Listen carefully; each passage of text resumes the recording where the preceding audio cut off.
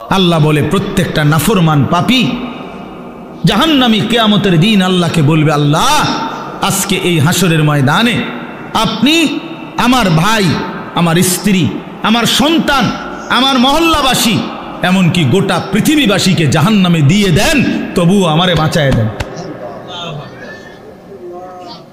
ওয়ামান ফিল আরদি জামিআ, প্রয়োজনে জমিনের সমস্ত মানুষকে জাহান্নামে দেন, সুম্মা ইউনজি, তবু আমারে বাঁচিয়ে দেন। এমন আগুন আমি সইতে পারবো না মাওলা।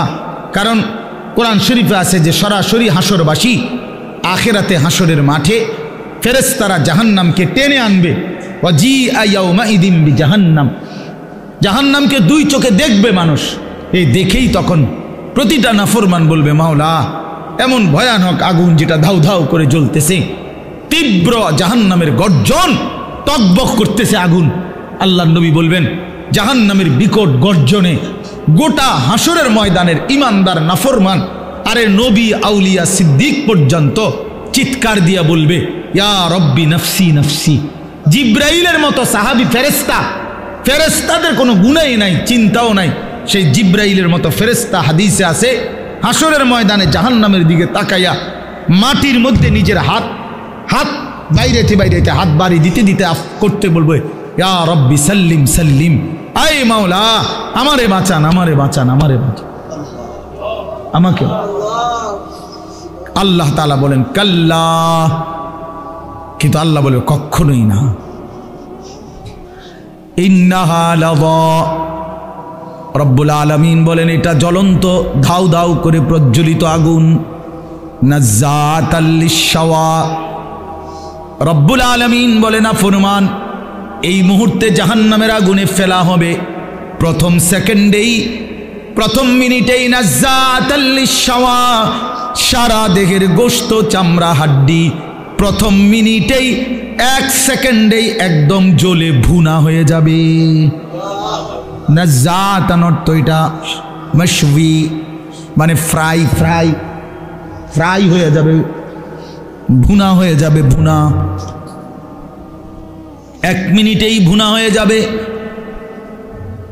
নারুল্লাহিল মুকাদা আল্লাতী তাত্তালিউ আলাল আফইদাহ, আল্লাহ বলে বান্দা জাহান্নামের আগুন মনে রেখো আমি আল্লাহর জ্বালানো আগুন। এই আগুন তো আমি জ্বালাইছি। কে জ্বালাইছে? এই আগুন আমি আল্লাহর জ্বালানো আগুন। দুনিয়ার তোমরা লাকড়ি জমা করে তোমরা আগুন জ্বালাইছো এমন না, জাহান্নামের আগুন আমি আল্লাহর, নারুল্লাহিল মুকাদা, আমি আল্লাহর প্রজ্বলিত আগুন। অতএব আমার এই আগুনে যখন ফেলা হবে, আল্লাতী তাত্তালিউ আলাল আফইদাহ, দুনিয়ার আগুন যখন কারো দেহের মধ্যে লাগে, ছুটাছুটি করে কিংবা পানি দিয়ে যে কোনোভাবে যদি রক্ষা করা যায়, তাইলে হয়তো হাত পুড়ে গেছে বাকিটা বাইচা গেছে, পাও পুড়ে গেছে বাকিটা বাইচা গেছে, এমন হয় কি না? তো রব্বুল আলামিন বলেন জাহান্নামের আগুনে যখন ফেলবে, আমার এই প্রজ্বলিত আগুন ফেলতেই প্রথম মিনিটেই বান্দা তোমার সারা দেহ, এমনকি তোমার কলিজা সুদ্ধা প্রথম মিনিটেই জ্বালায় ফেলবে। একই সাথে একই মুহূর্তে বাহির এবং ভিতরের কলজাটা সুদ্ধা ভুনা করে ফেলবে। আল্লাতী তাত্তালিউ আলাল আফইদা, আফইদা। কি মনে করছো নওজোয়ান? আগে নয়তো সিদ্ধান্ত নাও আখিরাত নাই, এবার বেডি চাও, কোনো অসুবিধা নাই। তুমিও ল্যাংটা হয়ে যাও, ছবিও দেখো ল্যাংটা। দেখো যুবক, আমি বললাম তুইও লুঙ্গি খুলে ফেল, কাপড় খুলে ফেল নাফরমান, আর নর্তকীও দেখ, তোর কাপড়ও খুলে ফেল, নর্তকীর কাপড় তো খোলাই, যা দেখ এবার।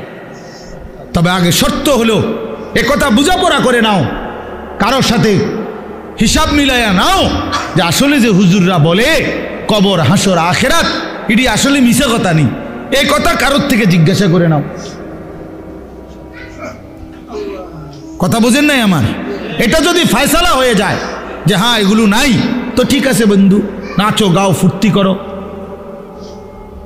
যা মন চায় তাই করো, কিন্তু এ কথার তো কোনো কাফেরও আজ পর্যন্ত বলে নাই যে কবর, হাসর, আখেরাত নাই। না, হিন্দুরাও তো স্বর্গ নরক কয়, কয় না? কথা বলেন না কেন? হিন্দুরা মরলে আমরা যেরকম কই মরহুম, হেরাদে কয় স্বর্গীয় উমুক। তো হিন্দুরাও তো বলে এটা। কাফের বেঈমানও তো বুঝে পরকাল, তুমি বুঝো না কেন? কাফের বেঈমানের পরকালের ধারণা ভুল ধারণা, মানে পরকাল মানে, কিন্তু পরকালের ব্যাপারে তারা যেই ধ্যান ধারণা এটা তাদের ভুল। কিন্তু আমরা মুসলমান, আমাদের পরকালের ব্যাপারে বর্ণনা একেবারে স্পষ্ট। কোরআনুল কারীমের 3 ভাগের 2 ভাগে আখিরাত। আখিরাত নবী সাল্লাল্লাহু আলাইহি সাল্লামের সারা জিন্দেগীর চোখের পানি উম্মতের জন্য যে কাঁদছেন 23টা বছর। কি জন্য? যে আল্লাহ 23 বছর নবী কাঁদছেন উম্মতের জন্য। কেন? দুনিয়ায় যেন বাত মাসে কষ্ট না পায় উম্মত, এজন্যই তো না? কথা বলেন। উম্মত যেন বাতে মাসে কষ্ট না পায়, দুনিয়ায় বউ বাচ্চা লইয়া যেন সুখে চলতে পারে, এই জন্যই তো নবীর 23 বছরের চোখের পানি, নাকি? তাহলে কি জন্য? কথা বলেন না, কোন জায়গার জন্য কাঁদছেন? তো সেই আখিরাত মিথ্যা, নবীর 23 বছরের চোখের পানি মিথ্যা। তাহলে আপনারা কি বুঝলেন বাবা? সর্বপ্রথম নিজের সংশোধনের দিকে শতভাগ নজর দিতে। ইয়া আইয়ুহাল্লাযীনা আমানু কু আনফুসাকুম ওয়া আহলিকুম নারা। আল্লাহ তাআলা বলেন, হে ঈমানদারগণ, তোমরা প্রত্যেকেই নিজেকে বাঁচাও এবং তোমাদের পরিবারের সদস্যদেরকে বাঁচাও নারান, জাহান্নামের আগুন থেকে। তাইলে আলাদাভাবে বলছে যে নিজেকে বাঁচাও, এরপরে বলছে স্ত্রী, সন্তান, পরিবার পরিজনকে বাঁচাও। তাহলে নিজেকে বাঁচাও, এটা আলাদা হুকুম, আলাদা হুকুম। এজন্য নিজের ফিকির করা, নিজের সংশোধন, আমার ঈমান, আমার নামাজ, আমার চরিত্র, আমার আখলাক, আমার চলাফেরা, আমার কথাবার্তা, আমার আচরণ, লেনদেন, এটা ঠিক করা। আমার কবর, আমার আখেরাত, আমার হাসর, আমার মিজান, আমার ফুলসিরাত, এই নিজের ফিকির করা। আমি মরলে আমাকে, আমার জিন্দিগি নিয়ে আমি চলে গেলাম, এরপরে পৃথিবীতে অনেক কিছু হইতে পারে, কিন্তু আমি তো নাই। আমার মৃত্যুর পরে পৃথিবীর সব মানুষ যদি চাঁদের দেশেও জায়গা, আমার লাভ কি? আমি তো নাই, আমি তো কবরে। এই জন্য নিজের ফিকির করা, ইমানের ফিকির, আমলের ফিকির, এটা খুব জরুরি। কোরআনুল কারীমের মধ্যে আল্লাহ তাআলা বলেন, ইয়া আইয়ুহাল্লাযীনা আমানু আলাইকুম আনফুসাকুম, হে ঈমানদারগণ, নিজেকে মজবুতভাবে আঁকড়িয়ে ধরো। আলাইকুম আনফুসাকুম অর্থ হলো নিজেকে সাজিয়ে তোলো, নিজেকে গড়ে তোলো আখিরাতের আলোকে, ঈমান ইসলামের আলোকে। এটা আল্লাহ তাআলার আদেশ। কোরআন শরীফে আল্লাহ বলেন, ওয়া'মুর আহলাকা বিস-সালাতি ওয়াসতাবির আলাইহা, তুমি তোমার পরিবারের সদস্যদেরকে নামাজের আদেশ করো এবং নিজে নামাজের উপরে অত্যন্ত মজবুত দৃঢ় থাকো, দৃঢ় থাকো। অর্থাৎ কোনো অবস্থাতে নিজের এক ওয়াক্ত নামাজও ছেড়ো না। এই নিজেকে ভুলে মানুষের সংশোধন, নিজের ঈমান, আমল, নামাজ, রোজা, আমনে ওটা মেল করে, মেল করতেছে, ওটা সংশোধন করে, গ্রামে কাজ্জা ফাসাদ এগুলার সমাধান করে। জোহরের নামাজও পড়ে নাই, আসরের নামাজ, ওটা মেল করে, জনসেবা করে। আপনার এই জনসেবার দরকার কি? আপনারে কে বলল যে নিজের নামাজ বাদ দিয়ে মানুষের সেবা করতে? এটা আপনারে কোন ইবলিসে কইল? এটা কে বলল আপনার? এটা কোন ধরনের জনসেবা? আমি পেশাবের উপরে দাঁড়াইয়া আরেকজনরে ভালো পানি দিয়ে গোসল করা, ওটা নিজে দাঁড়াই দিছে পেশাবের, বুঝছেন না? নিজে মদ খাই, আরেকজনরে মধু খাওয়া। তাহলে এইখানে আহাম্মকি ছাড়া আর কিচ্ছু নাই। তার জন্য নিজের সংশোধন আগে, মানুষের সেবা, মানুষের কল্যাণ অবশ্যই ভালো কাজ, কিন্তু সেইটা হবে আমার নিজের সংশোধন শতভাগ ঠিক রেখে, শতভাগ ঠিক। আমার মাহফিলের দেরি হয়ে যাইতেছে, এখন আমার মাগরিব বাদ এখানে বয়ান করার কথা আজকে, আমার আরও 2টা মাহফিল আছে আজকে। এখন আমি চিন্তা করলাম যে ধরে আমার ওয়াজ যেহেতু ক্ষতি না হয়, মাগরিবের নামাজ বাদ দিয়ে লাই টানা আইসা পড়ি। তাহলে আপনারা যে সময় মাগরিব পড়তেছিলেন তখন তো আমি যদি টানা আইসা পড়তাম, তাহলে এই আধা ঘন্টা টাইম ফাঁকি দেয় যে সময় আপনারা নামাজ পড়ছেন, সুন্নত পড়ছেন, তো আমি তো আইতে পারতাম। আপনি আইয়া বুঝলেন, নইলে আমার তো দরকার আপনার করে হেদায়েত করেন, আমি জাহান্নামে গেলে গেলাম। ঠিক না? এটাই তো বুদ্ধিমানের কথা নাকি না? আমি ঠিক এই সাফিতলা বা জামাত নামাজ পড়ে তারপরে আসছি, কথা বুঝছেন কিনা? এই তাহলে এটা হলো বুঝের হিসাব যে আমার নামাজ বাদ দিয়ে বুঝি আমি আপনার মাহফিল ধরতে যাবো। কেন কেন 10 মিনিট দেরি হলে কি হবে? আধা ঘন্টা দেরি হয়েছে, 1 পিস হয়েছে, খালাস। এই জন্য বললাম নিজের সংশোধনের ফিকির কিশোর, নওজোয়ান, বয়স্ক সবার মধ্যে বাবা এটা দরকার। আর এই জন্য আমরা যে মোবাইল সবাই মিলে ব্যস্ত, অন্যকে শোনাবো, অন্যকে দেখাবো, তো নিজের পরিবর্তন হবে কখন? এই জন্য এতে নিজের পরিবর্তন হয় না। মোবাইল হাতে ধরে রাখলে মনোযোগ হয় না, দিল জমে না, কথার মধ্যে আগ্রহ তৈরি হয় না, নিজের অন্তরে কোনো বিবেচনা, বিবেক, দিল জাগে না, প্রেরণা আসে না।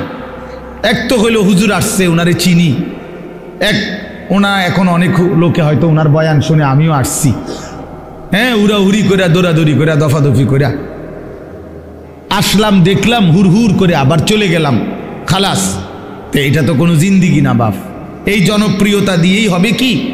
আর এই আসা যাওয়ার দ্বারা হবে কি?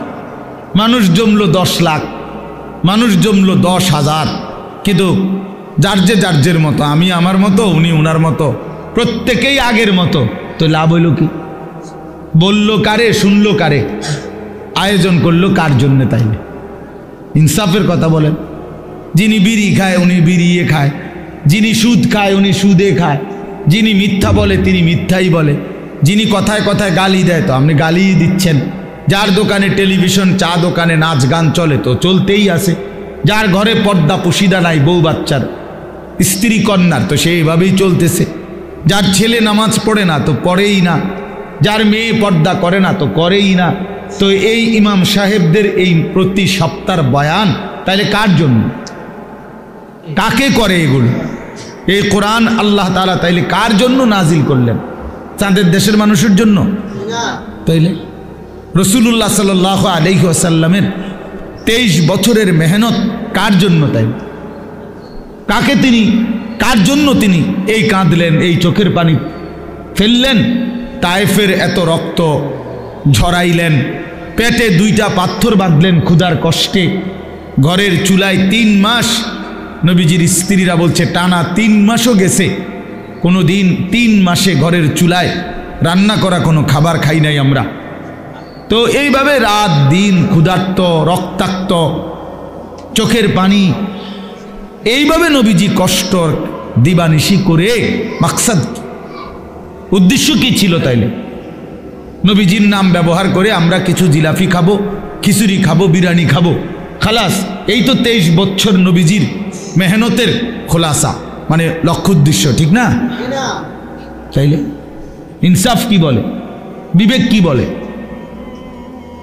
এই জন্য প্রিয় বাপ, প্রিয় ভাই, এটা জরুরি বিষয়। নিজের পরিবর্তন, নিজের সংশোধন, নিজের ফিকির খুব জরুরি, খুব জরুরি। মানুষের কল্যাণ এটা উত্তম, কিন্তু নিজেকে বাদ দিয়ে না, নিজেকে ভুলে না, নিজেকে ছেড়ে দিয়ে না। এই সংসারের জন্য আমি আমার জীবনটা হুজুর শেষ করে নিলাম। কি লেগে আপনি শেষ করলেন সংসার? আপনারে কইছে কোন ছাগলে আপনারে বলছে সংসারের লেগে জীবনটা শেষ করতেন? এটা কোথায়? কোরআন শরীফের কোন আয়াতে লিখছে আল্লাহ যে হে ইমানদার, জিফুতের ভাত তরকারির লেগে জীবনটা শেষ করে দাও, নামাজ, রোজা, অজু, গোসল, হালাল হারাম কিচ্ছুর দরকার নাই, বাসা বাসির, শুধু পয়সা কামাই করবা আর জিফুতের শুধু ভাত খাওয়াইবা, বিল্ডিং করবা, দোকান করবা, যেমনে পারো সুদে পারো, কিস্তিতে পারো, ফুদ বিদেশ ফাটাইবা, মাইয়ারি সুদে টাকা লইয়া পারো, কিস্তিতে টাকা নিয়ে পারো, মেয়েরে বিয়া দিয়া দিবা, বাইতে যেভাবেই পারো মরের আগে আগে জি ফুটের বিল্ডিং জমি ঠিক করে দিয়া যাইবা, এই কথা আপনারে কে বলছে? কোন ইবলিসে বলছে? কোন শয়তানে বলল? বলেন, ইনসাফ করে বলেন, কোরআনের কোন আয়াত যে আল্লাহর বান্দা তুমি ওযু নামাজ হালাল হারাম পাক নাফাক জায়েজ না জায়েজ বাদ দিয়ে শুধু কামাই করো আর জিফুত পালো? হ্যাঁ, বলে সুন্দর সুন্দর কথা বলেন অনেকে, এই সংসারে লেগে জীবনটা হুজুর শেষ করলাম। কিল্লা শেষ করছে? কে বলছে? আল্লাহ তাআলা কোরআনুল কারীমের মধ্যে বলছেন, ওয়া'মুর আহলাকা বিস-সালাহ, পরিবারের সদস্যদেরকে নামাজের আদেশ করো। আমনি দিকেল ভাত তরকারি হিসাব মিলান। লা নাসআলুকা রিজকা, আল্লাহ বলছে তোমাদের কারো কাছে আমি খাদ্য খাবার রিজিকের সহযোগিতা চাই না। ওই যে মামুন ভাই, ভাই এনে আইন, আমি খুঁজতেছি মনে মনে, এনে আসেন, এনে আসেন, আমার কাছে আসেন। মাহফিল তো মূলত মামুন ভাইয়ের প্রাপ্ত। শাহাদাত ভাই কেমনে যে কি করলো, মূলত আসলে কোন রকমে বেচারা জোড়াতালি দিয়া এই মাগরিব বাদ বয়ান মিলাইছে। আমি কক্সবাজার ছিলাম, ওইখান থেকে আসছি সকাল 8টা বাজে, ওইখানে মাহফিল ছিল। যাই হোক, সব আলহামদুলিল্লাহ, আগামীতে ইনশাআল্লাহ ফিকির হবে ইনশাআল্লাহ। আপনাকে ফিল মনে ছিল আমার, আমি আসলে ডেটটা মিলাইতেই পারছি না, কোনোভাবেই মিলাইতে পারি না। জি, তো এই জন্য বললাম, এই ইসলাহি মজলিস, ওয়াজ মাহফিল, মসজিদের জুমার বয়ান, সব কিছুর মধ্যে মাকসাদ বড় যে নিজের ইসলাম, নিজের আত্ম উপলব্ধি, নিজের বিবেকের একটা উপলব্ধি থাকতে হয় যে হায় আমি আসলে কে, আমি আসলাম কোত্থেকে, আমারে কে পাঠাইলেন, আমার কি করা উচিত, যিনি আমাকে বানাইলেন তিনি কি জন্য বানাইলেন, আমি যা করছি এটাই কি আমার কাজ ছিল নাকি আমার উপরে অন্য কোনো দায়িত্ব। হ্যাঁ, আমি প্রতিনিয়ত আমাদের চোখের সামনে যে মানুষগুলো মারা যাচ্ছে, তারা কেউ নিজের থেকে মরতে চায় নাই, কিন্তু কেউ থাকতেও পারে নাই। প্রতিদিন যারা চলে যায় প্রতিনিয়ত, তাদেরকে কে নিয়ে যায়, কোনখানে নিয়ে যায়, তাদের শেষ অবস্থা কি হবে? তাহলে যিনি নিয়ে যায় তিনিই বলছেন আমি তোমাদেরকে আবার কবর থেকে উঠাবো, কবর থেকে উঠাবো, তোমাদেরকে জিজ্ঞেস করবো। ফাওয়ারাব্বিকা লানাসআলান্নাহুম আজমাইন, আল্লাহ বলে কসম বান্দা, আমার কসম, মানে আল্লাহ আল্লাহর কসম খাইয়া বলছে, নিজের কসম খেয়ে বলছে আল্লাহ, বান্দা বিশ্বাস করো আমি কিন্তু তোমাদেরকে জিজ্ঞেস করব, আম্মা কানু ইয়ামালুন, তোমাদের পুরা জিন্দেগির প্রতিটা আমল কর্ম আমি জিজ্ঞেস করব, এটা কেন করেছ, এটা কেন ছেড়েছ, লিমা ফাআলতা হাদা লিমা তারাকতা হাদা। ফজরের নামাজ 1 বছর বান্দা 365 দিনে কোনো দিন ফজরের নামাজ পড়ো নাই, আমার বান্দা কেন ছেড়ে দিলা, কেন ছেড়ে দিলা? হ্যাঁ, কেন ছেড়ে দিলা, কেন করলা, এতগুলো মিথ্যা কেন বললা, এত টাকা সুদ কেন খাইলা? সুম্মা লাতুসআলুন্না ইয়াওমাইদিন আনিন নাঈম, আল্লাহ তাআলা বলেন অবশ্যই তোমাদেরকে প্রতিটি নিয়ামত, আনিন নাঈম, আমি আল্লাহ প্রদত্ত প্রতিটা নিয়ামত সম্পর্কে জিজ্ঞেস করব। হাসি কান্না আনন্দ বেদনা, এই আসমান জমিন রোদ বৃষ্টি ক্ষেত ফুল ফল ফসল, স্ত্রী কন্যা জায়গা জমি হাত পাও দেহ অঙ্গ প্রত্যঙ্গ, এক এক লোকমা খাবার, এক এক ঢোক পানি, এমনকি প্রতিটা নিঃশ্বাস, আল্লাহর কসম আল্লাহ তাআলা জিজ্ঞেস করবে বান্দা আমার এক এক নিঃশ্বাসের হিসাব দাও, এক এক ঢোক পানির হিসাব দাও। হাদিসের মধ্যে আছে নবী সাল্লাল্লাহু আলাইহি সাল্লাম একবার 3 দিন, ওনারা 3 জন, আবু বকর, ওমর এবং আমাদের নবী সাল্লাল্লাহু আলাইহি সাল্লাম 3 জনই ক্ষুধার্ত ছিলেন টানা 3 দিন। 3 দিন পরে এক সাহাবীর, আনসারি মদিনার এক সাহাবীর খেজুরের বাগানে গিয়ে 2-4টা খেজুর খাইছেন আর একটু পানি পান করছেন, 3 জন। তো নবী সাল্লাল্লাহু আলাইহি সাল্লাম তখন হযরতে ওমর রাদিয়াল্লাহু তাআলা আনহুকে বললেন, ওয়াল্লাহি লা তুসআলু আন হাযান নাঈম, ওমর আল্লাহর কসম এই যে খেজুর আর পানি খাইলা এইটার ব্যাপারে হাসরের দিন তোমাকে আল্লাহ জিজ্ঞেস করবে, ওমর এটুকুর হক কি আদায় করছে? এই আজকের এই 3 দিন ক্ষুধার্ত থাকার পরের এই এক ঢোক পানি আর এই 2টা খেজুরের হিসাব দিতে হবে। কিতাবে আছে হযরত ওমর রাদিয়াল্লাহু তাআলা আনহু অবাক হয়ে গেছেন, ইয়া রাসূলুল্লাহ কি বলেন, ক্ষুধার্ত অবস্থায় 3 দিন পরে 2টা খেজুর খাইলাম আর একটু পানি পান করলাম, এটারও হিসাব দিতে হবে? আল্লাহর নবী বলেন, ওয়াল্লাহি লা তুসআলু, আল্লাহর কসম হিসাব দিতে হবে, লা তুসআলু, জিজ্ঞেস করা হবে। তাহলে এই পর্যন্ত 3 বেলা ভাত খাইছেন কয়দিন? মন মতো পানি পান করছেন কয়দিন? কত আইটেমের ফল ফলাদি খাইছেন কতদিন? বলেন। একটা সময় ছোটবেলায় আমাদেরও তো মনে আছে, আজ থেকে 30 বছর আগে 25 বছর আগে 1 কেজি আঙ্গুর কেউ কোনো ঘরে কিনছে না, 1 পোয়া আধ পোয়া আঙ্গুর অসুস্থ রুগী।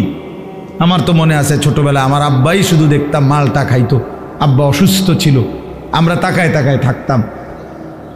1 আধ পিস যদি কখনো দিত আব্বা মায়া করে, তো এতটুকু হইতে পারত, নাই তো স্বাভাবিকভাবে আমাদের জন্য আনছে, এমন ছিল না, এমনই ছিল 30 বছর আগে, এমনই ছিল।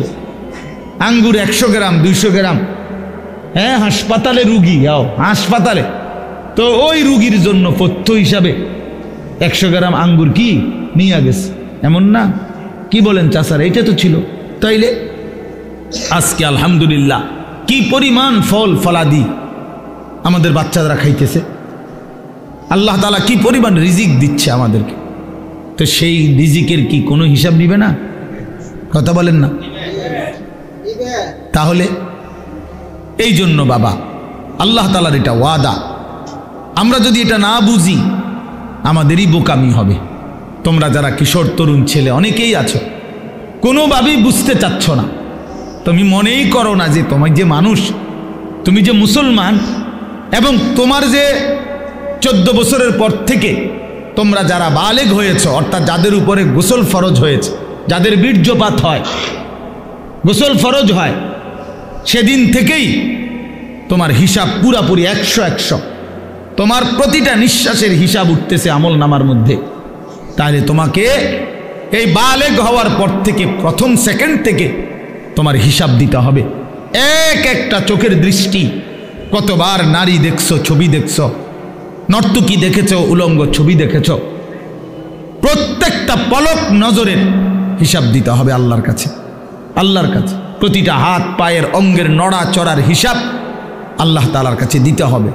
আমাদের 16 বছর 18 20 25 বছরের ছেলে পেলে সে মনেই করে না কিছু, যে সে যে একটা মানুষ, সে যে একটা মুসলমান, সে যে আখেরাত আছে, আল্লাহ আছে, রাসূল আছে, কোরআন আছে, কিচ্ছু বোঝে না, কিছুই বোঝে না। কি করে, কেন হাসে, কেন কাঁদে, কেন ঘুরতে আসে, কি করতে আসে, কি করে চুল, কি করে জামা, কি করতেছে, কার লগে আড্ডা দেয়, কেন আড্ডা দেয়, এত ছবি কেন উঠায়, এত ভিডিও কেন করে, কারে দেখাস বেটা, কে দেখে তোর এগুলা, কে দেখে, কার পাগলামি কে দেখে? নিজেই মোটর সাইকেল চালায় জোরে, আবার এটা নিজেরটাই নিজের সামনে ভিডিও লাগাইয়া এটা ভিডিও করে, এটা আবার ফেসবুকে দিল, মানুষে বাকি কিছু পাগলে চাইলো, এই পাগলের পাগলামি। আহা, এটা কথা হইল? মোটর সাইকেল চালানিও ভিডিও করতে হয়, সাইকেল চালানিও, পেশাব পায়খানাও তো ভিডিও করা উচিত, লোডা বদনাও তো ভিডিও করা উচিত। আহা, এত ফালতু একজন সুস্থ স্বাভাবিক মানুষের জীবন হতে পারে না, যাকে আল্লাহ তাআলা ন্যূনতম আকল দিয়েছেন। হ্যাঁ, কাউকে আল্লাহ তাআলার যখন লানত হয়, আমি এই জন্য প্রায় বলি, কারো উপরে যখন আল্লাহর লানত বর্ষণ হয় তো আল্লাহ তাআলা তার স্বাভাবিক আকল সরায় দেয়। আদাল্লাহুল্লাহু আলা ইলমিন, আল্লাহ তাকে তখন পথভ্রষ্ট করে দেয়। ওয়া খাতামা আলা সামঈহি ওয়া কলবি, আল্লাহ তাআলা তার কানে এবং অন্তরে মোহর মেরে দেয়। ওয়া জাআলা আলা বাসারিহি গিশাওয়া, আল্লাহ তার চোখের সামনে পর্দা ফেলে দেয়, ফলে আর সে কিছুই শোনে না, কিছুই বোঝে না, কারণ দিল তো বন্ধ, কানও বন্ধ, চোখও বন্ধ, আবদ্ধ। সে আর আলোর রাস্তা, হেদায়েতের রাস্তা দেখবে কোত্থেকে? সে জান্নাতের রাস্তা দেখবে কোত্থেকে? সে ডানে বামে যেদিকেই তাকায় তখন নারী দেখে, ছবি দেখে। সে যখনই হাঁটে চলে তো ছাতের কিছু অসৎ বন্ধু, চরিত্রহীন কিছু লম্পট, এগুলো সারাক্ষণ কোনো মেয়ের কথা, নারীর কথা, উলঙ্গ কথা, অশ্লীল কথা, গালি গালাজ, একটা আরেকটারে লাথি মারে, একটা আরেকটারে ধাক্কা মারে, একটা আরেকটারে দায়িত্ব ধরে। হ্যাঁ, এই নইলে বিশ্রী কুকুর বিড়ালও যে কথা বলে না, জন্তু জানোয়ারও যে কথা বলে না, এমন হাইওয়ান জানোয়ারের মতো কথাবার্তা বলে। নারী, ছবি, অশ্লীল উলঙ্গপনা, অশালীন অঙ্গভঙ্গি, খালাস।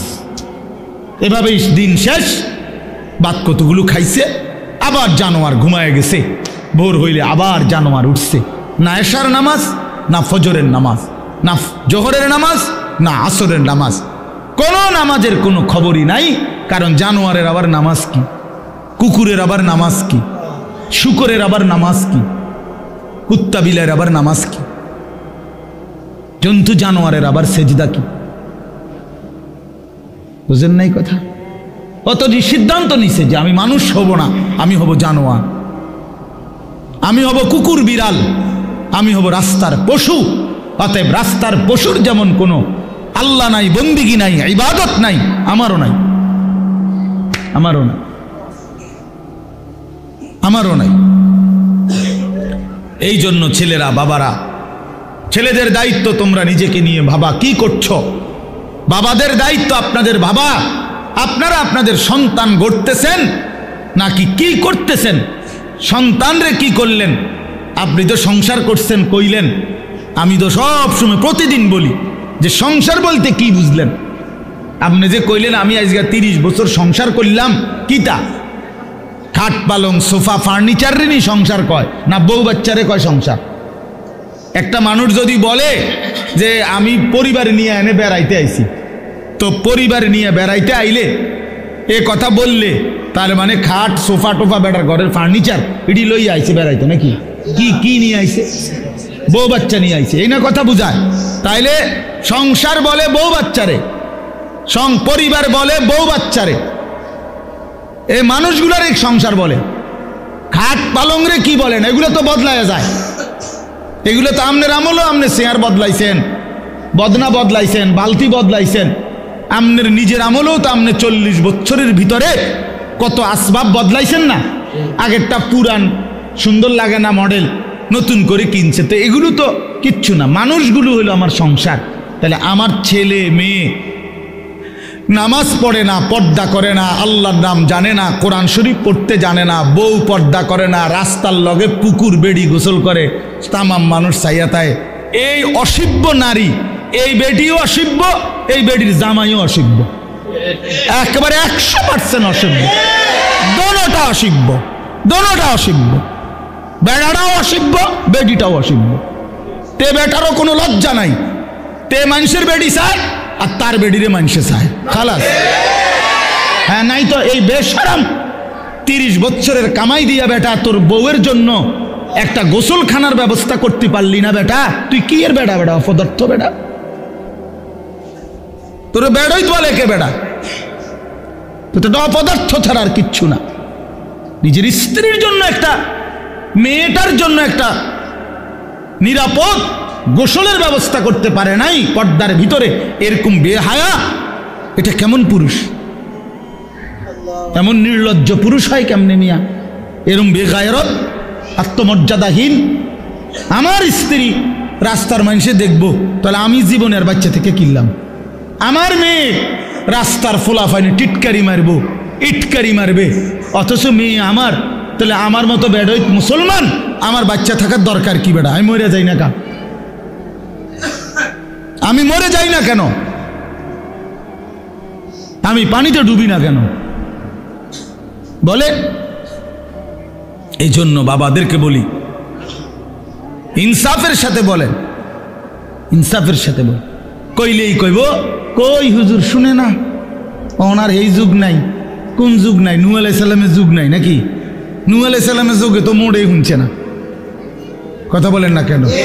কয় না আগের এই যুগ না। কোন যুগ? নূহ আলাইহিস সালামের যুগ। ওই সময় দিয়ে কেউ ইমান আনছে না, অল্প কয়টা মানুষে নাই। তো তাইলে এম তো তখন ভালো, কথা বলেন না? এখন ভালো না আরো মিয়া? তো তো আপনি কোন কি আগের যুগ নাই কিতাব কোন যুগ নাই বলেন? এই জন্য বললেই হইল না, এই সমস্ত সামান্য এক দুই শব্দ বললেই হবে না। কোন নারী যদি স্ত্রী ছেলে মেয়ে যদি নামাজ না পড়ে, পর্দা না করে, আল্লাহর কোরআন না পড়ে, সেজদা না করে, এরপরে তার প্রতি আমার করণীয় কি, এই ব্যাপারে ইসলামের কোনো দিক নির্দেশনা নাই। তো আপনি এটা জিজ্ঞান না কা কথা বুঝেন নাই আমার, যে হুজুর আমি 50 বার বলছি আমার বেডিরে, আজ যে 2 বছর ধরে আমার বউরে পর্দা করতে বলছি, কথার কথায় কোনোভাবেই আমার বিবি পর্দা করে না, এখন আমি কি করতে পারি, এই ব্যাপারে ইসলামের কোনো নির্দেশনা নাই। তো সেইটা জিজ্ঞাইবেন, এরপরের কামটা কি এটা বলতে আপনি জিজ্ঞাসা করবেন।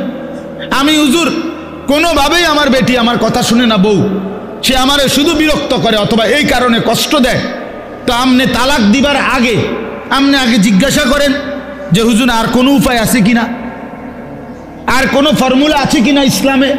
না কই এই লাভ দিয়ে উঠতেই একেবারে 19 থেকে 20 হইলেই একটা ফাল মাইরে 3 তালাক দিয়ে ফেলে, একবার সব 3 তালাক। বেউকুফ বেটা, কথায় কথায় 3 তালাক দিয়ে দাও, আবার পরে বে বে করে কান্দ। হুজুরদের কাছে গিয়ে হুজুর বুঝছি না, সেই সময় মাথা ঠিক আছিল না, সেই সময় মাথা ঠিক ছিল না বলে, সেই সময় তো মাথা আগের থেকে পুরো ঠিক আছিল। কারণ 3 তালাক দিলে বেডি তালাক হয়ে যায়, পাগলে তো এই কথা বুঝার কথা না। কথা বলেন না কেন? আপনার যে মাথা ঠিক না থাকলে কোনো পাগল, যারা আমরা রাস্তাঘাটে পাগল, এরা কি 3 তালাক দেয়নি? তো তো আপনি কি করলেন, আপনার মাথা ঠিক আছিল না, মাথা আগের চাইতে বেশি ঠিক আছিল।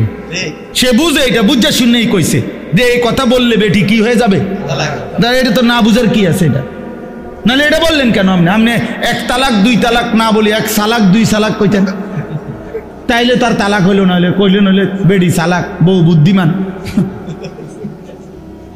বলেন, তার মানে আমাদের সমস্যা একটাই, আমরা আখিরাতকে ভুলে গেছি। মূল বিষয় হলো এটা, আখিরাতকে যদি কারো মনে থাকতো খোদার কসম, তাহলে নিজের স্ত্রী, নিজের ছেলে, নিজের মেয়ে এবং নিজেকে ঈমান আমলের উপরে রাখার জন্য কি কি পন্থা, ইসলামে অপারগতার কিছু নাই, হতাশার কিছু নাই, শেষ মিনিট পর্যন্ত আর কি করা যায় এ ব্যাপারে ধারাবাহিক নির্দেশনা আল্লাহর কোরআনেও আছে, আমাদের রসুলের জিন্দিগির মধ্যেও আছে। ইসলাম তো একটি পরিপূর্ণ বিধান, কথা বলেন না? ইসলাম কমপ্লিট কি না বলেন? তাহলে যদি পূর্ণ বিধান হয়, তাহলে এমন একটা জায়গা তাইয়া হুজুর আমি আটকাইয়া গেছি যে এইখান থেকে আইসা এবারে আর ইসলামের কোনো হুকুম নাই, এমন হইলে তো এটা পরিপূর্ণ বিধান হইল কই? আপনি যদি বলেন যে হুজুর আমি 10 বছর বুঝাইছি পুতেরে, সে কোনোভাবেই নামাজ পড়ে না, হালাল খায় না, এখন আর ইসলামের কাছেও 10 বছর পরে কি করণীয় আর কিছু নাই ইসলামের মধ্যে, কাজে কোরআনেও কিচ্ছু নাই, হাদিসেও এ ব্যাপারে কোনো কথা নাই, আমি কি করতে পারি এজন্য ছেড়ে দিছি, তাহলে এ কথা বললে আপনার ঈমান থাকবেনি? কথা বলেন, ঈমান থাকবেনি? কারণ ইসলাম তো একটি পরিপূর্ণ বিধান, কিয়ামত পর্যন্তের জন্য বিধান। তাহলে পৃথিবীর শেষ ইসরাফিল ফু দিলেও যদি কোনো প্রশ্ন আসে, কোনো বিষয় আসে, সেটার সমাধানও আল্লাহর কোরআনে আছে, রসুলের জিন্দিগিতে আছে। আজ এই কথা বলার কোনো সুযোগ নাই বাবা, একজনই বুঝেন। আপনি একজনরে বললাম, মনে করেন আমি একজনও যদি বুঝেন আমি সার্থক। আমি ব্যক্তিগতভাবে কোনো সময় সংখ্যার কাঙ্গালি করি না, এটা সবাই জানে, আগের থেকেই আমার এই তবিয়ত, অর্থাৎ কয়জন এটা নিয়ে আমার কোনো সময় কোনো মাথা ব্যথা নাই। আমি বলতে থাকি আজকে 21 বছর আমার এই জিন্দিগি, আলহামদুলিল্লাহ, অর্থাৎ বলতে থাকা দরকার আমার। কয়জন, একজন শুনুক আর 1 লাখ শুনুক, খালাস, শুনছে তো শুনছে। তা আমি ধরে নিলাম যে আমি একজনকেই বললাম। এক ভাই তার ফিকির আসলো, নিজের পরিবর্তন, স্ত্রী সন্তানের পরিবর্তন। প্রিয় বাপ, প্রিয় ভাই, এটা এই এক কথাটাই মনে রাখেন, নিজের সংশোধন, নিজের স্ত্রী সন্তানের সংশোধন, ঈমান আমল, আখিরাত, স্ত্রী বউ বাচ্চা এবং নিজের অজু গোসল নামাজ রোজা, হালাল হারাম পাক নাফাক, খোদার কসম এইটা নজর রাখা, এটাকে 1 নাম্বার প্রায়োরিটি, প্রাধান্য দেওয়া, এটাই মুমিনের পরিচয়, এটাই মুমিনের ডিউটি। আমার বউ বাচ্চার নামাজ আগে, বাদ পরে। আমার বউ বাচ্চার পর্দা আগে, এরপরে দুনিয়া। দুনিয়া মনে করেন আমার বেরিয়ে আমার বউয়ের লগে থাকিয়া যদি বালতিটা কিনতো ভালো হইতো, ভালো চয়েস করতে পারতো, আমি মনে করলাম, কিন্তু পর্দার খেলাফ হবে, দরকার নাই, বালতি একটু কম সুন্দর হোক, তারপরও বিবির পর্দা হেফাজত হোক। তার মানে মোমেনের ফিকির থাকবে আগে কি দিন, আগে কি বলেন না, আগে দিন, আগে দিন। ছেড়ে দিছেন আপনারা, যার কারণে ছেলে পেলে লাওয়ারিসের মতো হয়ে গেছে। আহা, মুসলমান ছেলে বাপমার পরিচয়ও ভুলে গেছে। কিসের বাপ মা? যার চুল বেঈমানের মতো, তার আবার বাপ মা কিসের? বলেন, একটা ছেলেকে জিজ্ঞেস করেন, এই যে ছেলে তোমরা বলো বাবা, তোমার কে তোমার বাবা? তোমার বাবা মুসলমান না ইহুদি? বলো তুমি। তাইলে তুমি এই চুল রাখলা কেন? বলো, কোন জানোয়ারের চুল রাখলা? কোন বেঈমানের চুল রাখলা? কোন কাফেরের চুল রাখলা? বলো, বলো। বেটকি দিয়ে উড়ায় দাও একটা কথা বললেই। হ্যাঁ বলো, কার চুল রাখছো? তোমার বাবা মুসলমান, তো তুমি বেঈমান পছন্দ হইল কেন? কাফের বেঈমান তোমার পছন্দ হইল কেন? বলেন। মূল কথা হইল পারিবারিক কোনো বন্ধন নাই। বাবা আমার এই ফিকিরে নাই যে আমার ছেলে মেয়ের ঈমান আমল হইল আমার দায়িত্ব, এইটা বুঝেই না। মনে করে ভাত তরকারি, মনে করে বাজার সদাই, আমি কামাই করে দিছি, খালাস। না রে বাবা, এটা কথা না। আমরা মুসলমান, আমাদের প্রথম ডিউটি আমার নিজের ঈমান আমল, আমার দ্বিতীয় ডিউটি আমার স্ত্রী সন্তানের ঈমান আমল। কু আনফুসাকুম, এই 1 নাম্বার। 2 নাম্বার, ওয়া আহলিকুম, পরিবারকে বাঁচাও। প্রথমে নিজেকে বাঁচাও জাহান্নাম থেকে, 2 নাম্বারে পরিবারকে বাঁচাও জাহান্নাম থেকে, 3 নাম্বার ওয়া আনদির আশিরাতাকাল আকরাবিন, আল্লাহ বলছে নিজের আত্মীয় স্বজন, নিকট আত্মীয় যারা, তাদেরকে বাঁচাও জাহান্নাম থেকে। 4 নাম্বার লিতুনদিরা উম্মাল কুরা ওয়া মান হাওলাহা, নিজ এলাকা যেটুকু, এই এলাকা এবং তার আশপাশের মানুষদেরকে আল্লাহর ভয়, আখিরাতের ভয় দেখাও। এই 4 নাম্বার। 5 নাম্বার কুনতুম খায়রা উম্মাতিন উখরিজাত লিন-নাস তা'মুরুনা বিল মা'রুফ ওয়া তানহাউনা আনিল মুনকার। এবার চেষ্টা করো সারা পৃথিবীর বিশ্ব মানবতাকে, সমস্ত মানুষকে আল্লাহর দিকে ফেরাবার চেষ্টা করো। সুবহানাল্লাহ। খালাস, ইসলামের এই 5টা আমার দায়িত্ব বন্টন করে দিছে কোরআন। 5টাই কোরআনের আয়াত। 1 নাম্বার নিজেকে বাঁচাও, 2 নাম্বার বউ বাচ্চাকে বাঁচাও, 3 নাম্বার আত্মীয় স্বজনকে বাঁচাও, 4 নাম্বারে নিজ গ্রাম মহল্লা এবং আশপাশের মানুষকে বাঁচাও, 5 নাম্বার সারা পৃথিবীর মানুষের ফিকির করো, সারা পৃথিবীকে বাঁচাবার চেষ্টা করো, সারা উম্মতে মুসলিমাকে বাঁচাবার চেষ্টা করো। আল্লাহ নবী সাল্লাল্লাহু আলাইহি সাল্লাম ফজরের নামাজের ওয়াক্ত হলে মা ফাতেমার ঘরে মেয়ে, ওনার ঘরের কামরায় গিয়া ওনারে উঠাইতেন ফজরের ওয়াক্তে। নবী সাল্লাল্লাহু আলাইহি সাল্লামের চাচা আব্বাস ওনারে গিয়া উঠাইতেন। নবীজির ফুফি সাফিয়া, ফুফু আর কি, ফুফু, ওনারে গিয়ে উঠাইতেন আর ডাক দিয়ে বলতেন, আনকিজি নাফসাকে মিনান নার, হে চাচা, হে ফুফি, জাহান্নামের আগুন থেকে নিজেকে বাঁচান।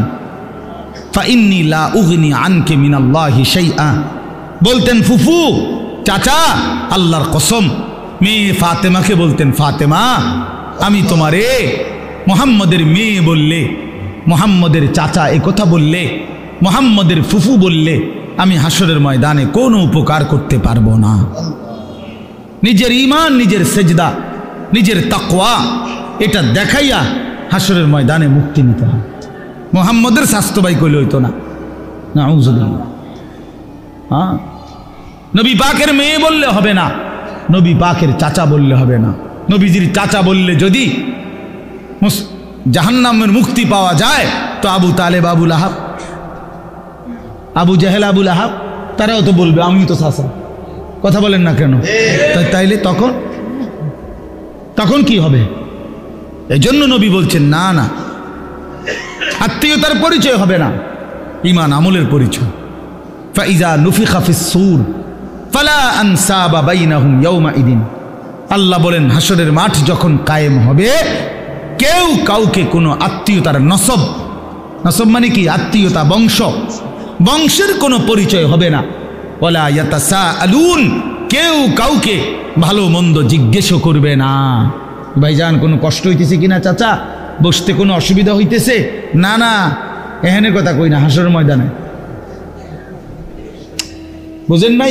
এখনো না আমরা জিগাই যে ভাই সাহেব কোনো একটু আরামসে বসেন বা ওনার একটা চেয়ার দেন, ঠিক আছে না চাচা যান মুরব্বী, ওনার একটু আগে বাইর হইতে দেন ওনার, আমরা এরকম বলি কি না বলেন? তো আল্লাহ তাআলা বলেন কিয়ামতের দিন ওয়ালা ইয়াতাসাআলুন, কেউ কাউকে একটি শব্দ জিজ্ঞেস করবে না যে কষ্ট হচ্ছে কিনা। না না, লিকুল্লি ইমরিইম মিনহুম ইয়াউমাইদিন শা'নুন ইউগনি, আল্লাহ বলেন প্রত্যেকেই নিজেকে নিয়েই ব্যস্ত থাকবে। ইয়াওয়াদ্দুল মুজরিমু লাউ ইফতাদি মিন আযাবি ইয়াউমাইদিন বিবানি ওয়া সাহিবাতিহি ওয়া আখি ওয়া ফাসিলাতিহি আল্লাতী তু'বি ওয়া মান ফিল আরদি জামিআ সুম্মা ইউনজি। বড় সাংঘাতিক আয়াত এটা। আল্লাহ বলে প্রত্যেকটা নাফরমান পাপী জাহান্নামী কিয়ামতের দিন আল্লাহকে বলবে, আল্লাহ আজকে এই হাসরের ময়দানে আপনি আমার ভাই, আমার স্ত্রী, আমার সন্তান, আমার মহল্লাবাসী, এমনকি গোটা পৃথিবীবাসীকে জাহান্নামে দিয়ে দেন, তবুও আমারে বাঁচায় দেন। ওয়ামান ফিল আরদি জামিআ, প্রয়োজনে জমিনের সমস্ত মানুষকে জাহান্নামে দেন। সুম্মা ইউনজি, তবু আমারে বাঁচিয়ে দেন। এমন আগুন আমি সইতে পারবো না মাওলা। কারণ কোরআন শরীফে আছে যে সরাসরি হাসরবাসী আখিরাতে হাসরের মাঠে ফেরেশতারা জাহান্নামকে টেনে আনবে। ওয়াজিআ ইয়াউমাইদিন বিজাহান্নাম, জাহান্নামকে দুই চোখে দেখবে মানুষ। এই দেখেই তখন প্রতিটা নাফরমান বলবে, মাওলা এমন ভয়ানক আগুন যেটা ধাউ ধাউ করে জ্বলতেছে, তীব্র জাহান্নামের গর্জন, টকবক করতেছে আগুন। আল্লাহর নবী বলবেন জাহান্নামের বিকট গর্জনে গোটা হাসরের ময়দানের ইমানদার নাফরমান আরে নবী আউলিয়া সিদ্দিক পর্যন্ত চিৎকার দিয়া বলবে, ইয়া রব্বি নফসি নফসি। জিব্রাইলের মতো সাহাবী ফেরেশতা, ফেরেশতাদের কোনো গুনাই নাই, চিন্তাও নাই, সেই জিব্রাইলের মতো ফেরেশতা হাদিসে আছে হাসরের ময়দানে জাহান্নামের দিকে তাকাইয়া মাটির মধ্যে নিজের হাত বাইরেতে হাত বাড়ি দিতে দিতে করতে বলবে, ইয়া রব্বি সাল্লিম সাল্লিম, আয় মাওলা আমারে বাঁচান, আমারে বাঁচান, আমারে বাঁচান, আমাকে। আল্লাহ তাআলা বলেন কাল্লা, কিন্তু আল্লাহ বলে কখনোই না। ইন্নাহা লাযা, রব্বুল আলামিন বলেন এটা জ্বলন্ত ধাউ ধাউ করে প্রজ্বলিত আগুন। নাজ্জাতাল লিশ-শাওয়া, রব্বুল আলামিন বলে না ফরমান এই মুহূর্তে জাহান্নামের আগুনে ফেলা হবে, প্রথম সেকেন্ডেই, প্রথম মিনিটেই নাজ্জাতাল লিশ-শাওয়া, সারা দেহের গোশত চামড়া হাড্ডি প্রথম মিনিটেই, এক সেকেন্ডেই একদম জ্বলে ভুনা হয়ে যাবে। নাজ্জাতান অর্থ এটা মাশওয়ি, মানে ফ্রাই ফ্রাই ফ্রাই হয়ে যাবে, ভুনা হয়ে যাবে, ভুনা এক মিনিটেই ভুনা হয়ে যাবে। নারুল্লাহিল মুকাদা আল্লাতী তাত্তালিউ আলাল আফইদাহ, আল্লাহ বলে বান্দা জাহান্নামের আগুন মনে রেখো আমি আল্লাহর জ্বালানো আগুন। এই আগুন তো আমি জ্বালাইছি। কে জ্বালাইছে? এই আগুন আমি আল্লাহর জ্বালানো আগুন। দুনিয়ার তোমরা লাকড়ি জমা করে তোমরা আগুন জ্বালাইছো এমন না, জাহান্নামের আগুন আমি আল্লাহর, নারুল্লাহিল মুকাদা, আমি আল্লাহর প্রজ্বলিত আগুন। অতএব আমার এই আগুনে যখন ফেলা হবে, আল্লাতী তাত্তালিউ আলাল আফইদা, দুনিয়ার আগুন যখন কারো দেহের মধ্যে লাগে, ছুটাছুটি করে কিংবা পানি দিয়ে যে কোনোভাবে যদি রক্ষা করা যায়, তাইলে হয়তো হাত পুড়ে গেছে বাকিটা বাইচা গেছে, পাও পুড়ে গেছে বাকিটা বাইচা গেছে, এমন হয় কি না? তো রব্বুল আলামিন বলেন জাহান্নামের আগুনে যখন ফেলবে, আমার এই প্রজ্বলিত আগুন ফেলতেই প্রথম মিনিটেই বান্দা তোমার সারা দেহ এমনকি তোমার কলিজা সুদ্ধা প্রথম মিনিটেই জ্বালায় ফেলবে। একই সাথে একই মুহূর্তে বাহির এবং ভিতরের কলিজাটা সুদ্ধা ভুনা করে ফেলবে। আল্লাতী তাত্তালিউ আলাল আফইদা। আফইদা কি মনে করছো নওজোয়ান? আগে নয়তো সিদ্ধান্ত নাও আখেরাত নাই, এবার বেডি চাও, কোনো অসুবিধা নাই। তুমিও ল্যাংটা হয়ে যাও, ছবিও দেখো ল্যাংটা। দেখো যুবক, আমি বললাম তুইও লুঙ্গি খুলে ফেল, কাপড় খুলে ফেল নাফরমান। আর নর্তকীও দেখ, তোর কাপড়ও খুলে ফেল, নর্তকীর কাপড় তো খোলাই, যা দেখ এবার। তবে আগে শর্ত হলো একথা বোঝাপড়া করে নাও, কারোর সাথে হিসাব মিলাইয়া নাও যে আসলে যে হুজুররা বলে কবর হাসর আখেরাত, এটি আসলে মিশা কথা নেই, এই কথা কারোর থেকে জিজ্ঞাসা করে নাও। কথা বোঝেন নাই আমার? এটা যদি ফয়সালা হয়ে যায় যে হ্যাঁ এগুলো নাই, তো ঠিক আছে বন্ধু, নাচো গাও ফুর্তি করো, যা মন চায় তাই করো। কিন্তু এ কথার তো কোনো কাফেরও আজ পর্যন্ত বলে নাই যে কবর হাসর আখেরাত নাই। না, হিন্দুরাও তো স্বর্গ নরক কয়, কয় না? কথা বলেন না কেন? হিন্দুরা মরলে আমরা যেরকম কই মরহুম, হেরাদে কয় স্বর্গীয় উমুক। তো হিন্দুরাও তো বলে এটা। কাফের বেঈমানও তো বুঝে পরকাল, তুমি বুঝো না কেন? কাফের বেঈমানের পরকালের ধারণা ভুল ধারণা, মানে পরকাল মানে, কিন্তু পরকালের ব্যাপারে তারা যেই ধ্যান ধারণা, এটা তাদের ভুল। কিন্তু আমরা মুসলমান, আমাদের পরকালের ব্যাপারে বর্ণনা একেবারে স্পষ্ট। কোরআনুল কারীমের 3 ভাগের 2 ভাগে আখিরাত। আখিরাত নবী সাল্লাল্লাহু আলাইহি সাল্লামের সারা জিন্দেগীর চোখের পানি উম্মতের জন্য যে কাঁদছেন 23টা বছর। কি জন্য? যে আল্লাহ 23 বছর নবী কাঁদছেন উম্মতের জন্য। কেন? দুনিয়ায় যেন